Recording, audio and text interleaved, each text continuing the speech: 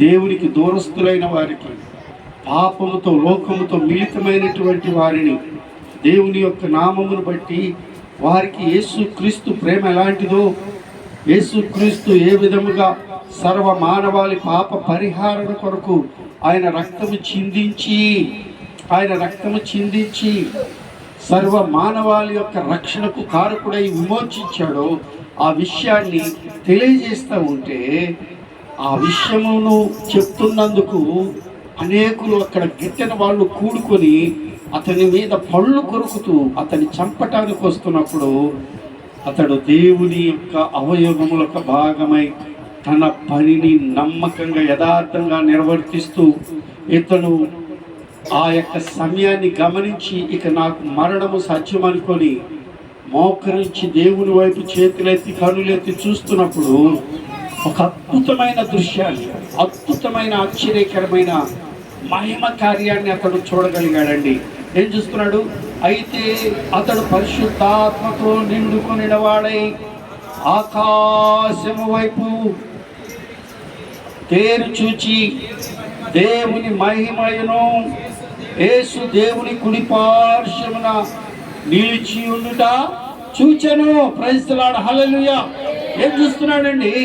సంఘంలో నమ్మకంగా ఉండి తనకిచ్చిన పనిని జాగ్రత్తగా నెరవేర్తిస్తున్నటువంటి అతని మరణ దినము సమీపించేసరికి యేసుక్రీస్తు దేవుని కుడి పార్శ్వమున కూర్చున్నటువంటి వాడు, ఆ యొక్క వ్యక్తి యొక్క ఆత్మ తన దగ్గరికి చేర్చబడుతుందని, ఆ ఆత్మను స్వీకరించడానికి, ఆ ఆత్మను చేర్చుకొనటానికి, ఆ ఆత్మను తన యొక్క నివాసము చేయటానికి ఆ ఆత్మ అతన్ని విడిచి వస్తుండగా పరిశుద్ధాత్మ కార్యము గొప్పదండి.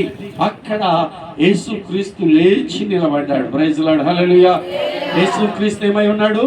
లేచి నిలబడ్డాడు. ఎందుకంటే ఇతడు నా శరీరమై ఉండి నా రక్తములో కడగబడి నా కొరకు నమ్మకంగా తనకిచ్చిన పనిని సంపూర్తి చేసినటువంటి వాడు. లోకం కోసం ఎన్నో చేస్తూ ఉంటాం, దేవుని కోసం ఏమీ చేయలేము. దేవుని కోసం చేయటం బట్టి అతడు వెంటనే దేవుని కుడి పార్శ్వమున యేసుక్రీస్తు నిలబడి నిజంగా ఆలింగనం చేసుకున్నాడు చేతులు చాపి. మరి నీవు నేను ఒకరోజు మరణిస్తే మన ఆత్మకు అటువంటి ఆహ్వానం ఉంటుందా? అటువంటి ఆశ్చర్య కార్యం ఉంటుందా? దేవుని నామంలో ప్రభునందు ప్రియమైన దేవుని బిడ్డలారా, ఒకరోజు మనకు వస్తుంది. ఆ దినము మనం సిద్ధపడుట కొరకు సంఘములో ఉన్న నువ్వు నేను మనకే బాధ్యత ఇచ్చాడో దాన్ని సంఘ క్షేమాభివృద్ధి కొరకు, సంఘము పాడు చేయటం కొరకు, సంఘ క్షేమాభివృద్ధి కొరకు మన పనిని పనిచేయాలి. దేవుని యొక్క శ్రేష్ఠతలో మనం చూస్తే యోహాను సువార్తలో రాస్తాడు 6వ అధ్యాయము 51వ వచనము 54వ వచనాన్ని మనం చదువుదాం. యోహాను సువార్త 6వ అధ్యాయము. నా శరీరము తిని నా రక్తము త్రాగువాడే నిత్య జీవము గలవాడు. చాలా జాగ్రత్తగా గమనించాలి. ఇక్కడ ఆ దేవుని యొక్క సన్నిధానంలో సంఘానికి ఆయన శరీరమును ఆహారంగా ఇచ్చాడు. ఈ సంఘము క్షేమాభివృద్ధి కలగటానికి, ఈ సంఘము మహిమోన్నతమైన సంఘంగా మార్చబడటానికి ప్రభువే ఆయన శరీరమును నలకొట్టి ఆహారంగా మనము భుజించటానికి అనుకూలంగా దేవుడు ఈ శరీరాన్ని ఇచ్చాడు, ఆయన రక్తాన్ని చిందించాడు.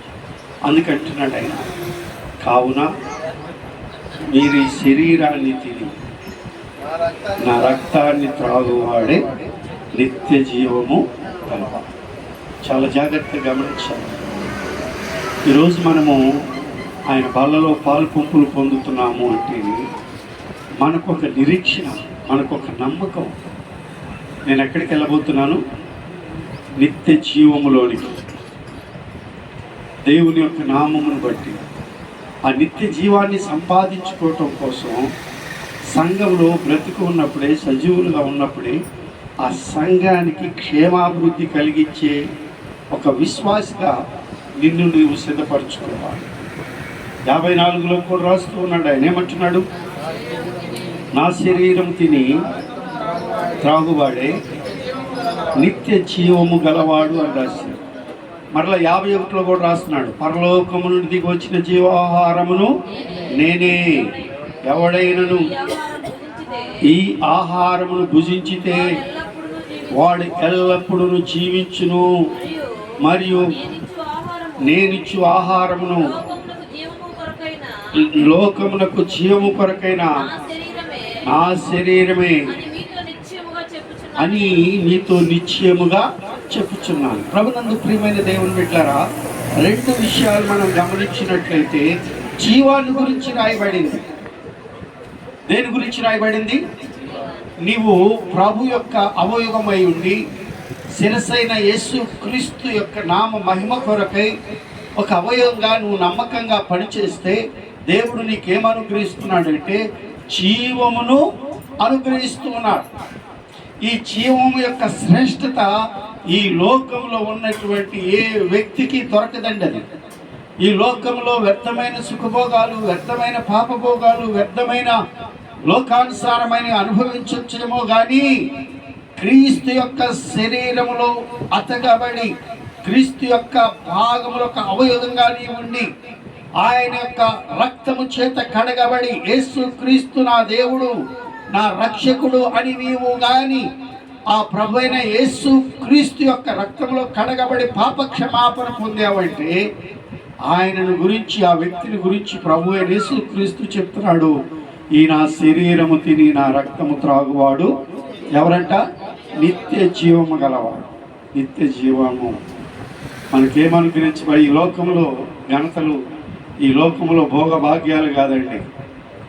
నీవు నిజంగా ఆత్మీయంగా అవగాహన చేసుకుంటే చాలా ధన్యురాలు పడ.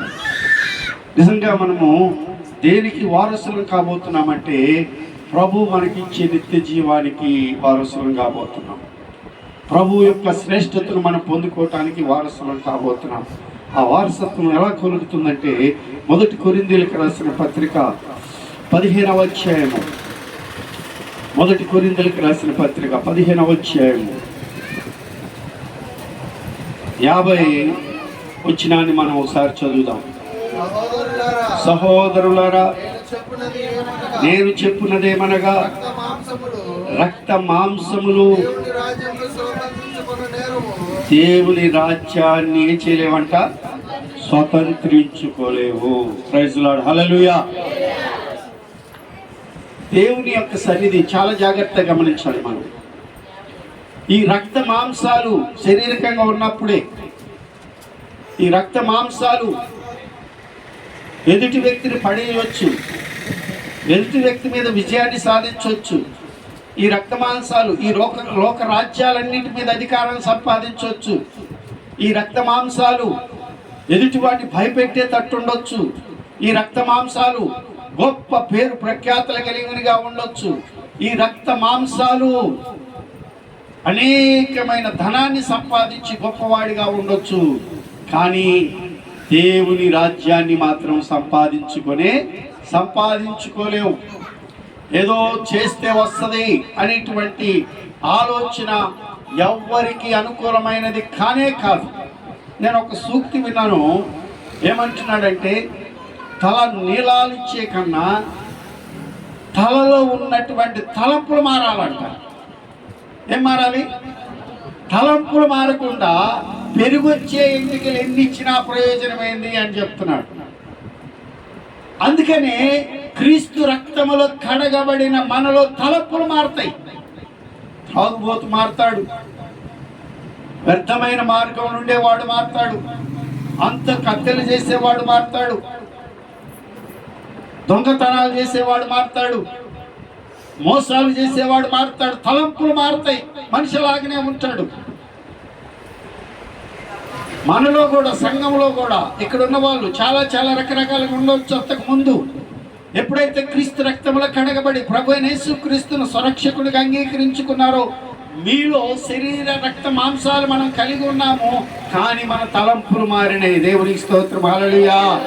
కీడు చేద్దామని, ఇతన్ని దుర్భాషలాడదామని, ఇతడిది దోసుకుందామని వ్యర్థమైనటువంటి మైండ్ మనలో పోతాయండి, మార్పు చెందింది. అందుకనే ప్రభు ఈ లేఖనాల్లో మనకు తెలియచేస్తూ ఉన్నాడు. ఏమంటున్నాడంటే, రక్త మాంసములో దేవుని రాజ్యమును స్వతంత్రించుకొన నేరవు, క్షేత అక్షేతను స్వతంత్రించుకొనదు.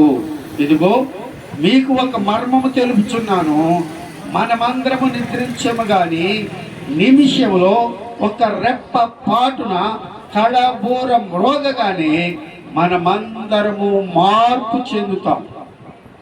ఎవరు వీళ్ళందరూ? ఎవరు వీరందరూ అంటే, వీరందరూ లోకాన్ని మీద మనసు పెట్టుకోకుండా తన కొరకై ప్రాణం పెట్టి రక్తము చిందించి పాపము నుండి మనల్ని విమోచించి రక్షించటానికి ఆయన రక్తములో కడిగిన ప్రభు అయిన యేసుక్రీస్తు, ఆయన మరణాన్ని జయించి తిరిగి లేచినటువంటి మృత్యుంజయుడైనటువంటి దేవుని యొక్క మహిమను పొందుకున్నటువంటి వారు వీళ్ళందరూ ఒక గొప్ప అద్భుతాన్ని చూస్తారట. క్షయిత అంటే ఈ శారీరకంగా ఉన్న ఈ రక్త మాంసాలండి. క్షయిత అంటే ఈ లోకంలో ఉన్న భోగభాగ్యాలండి. ఇవన్నీ నశించిపోతాయి, ఇవన్నీ నశించిపోతాయి.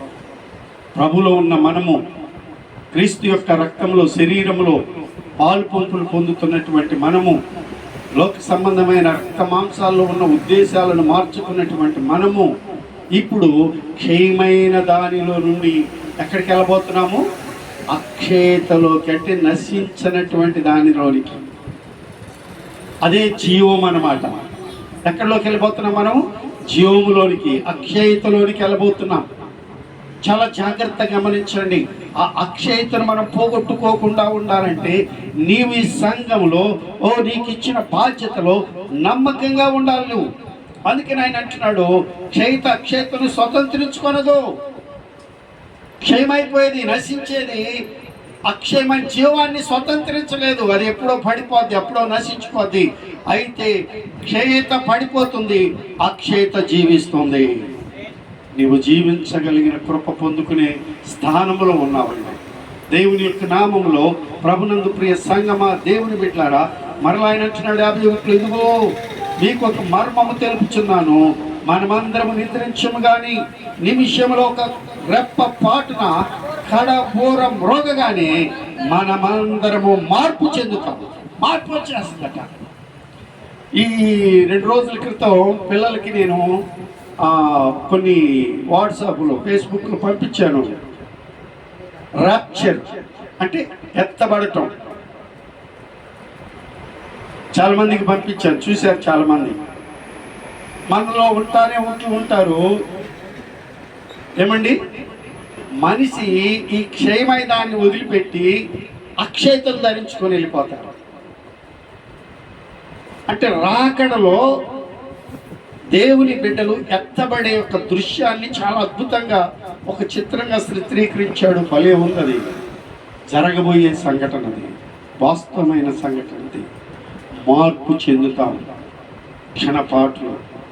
మనమేమో ఏం చేయబోతున్నాము? క్షయమైనది వదిలిపెట్టి ఏం సంపాదించుకోబోతున్నాము? అక్షయతను సంపాదించుకుంటాం.